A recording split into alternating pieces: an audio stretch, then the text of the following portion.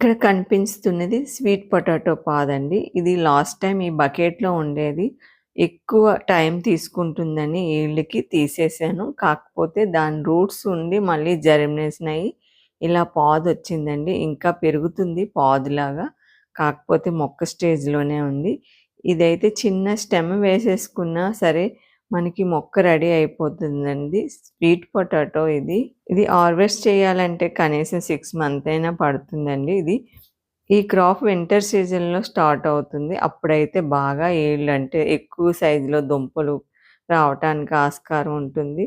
అందుకు మన టెర్రస్ మీద ఇలాంటి పంటకి అవకాశం ఇచ్చినట్లయితే మిగతావి అదే రెగ్యులర్‌గా వచ్చే పంట ఏసుకోవడానికి అవ్వదనే ఉద్దేశంతో ఇలాంటి లాంగ్ టర్మ్ వచ్చే ఈల్డ్‌ని ఎక్కువ ప్లేస్ ఉన్నవాళ్ళు పెంచుకోవాలి. లేదంటే కింద నేలపైన మట్టి ఉంటుంది కదా! వాటిలో ఏసుకుంటే ఎక్కువ ఈల్డ్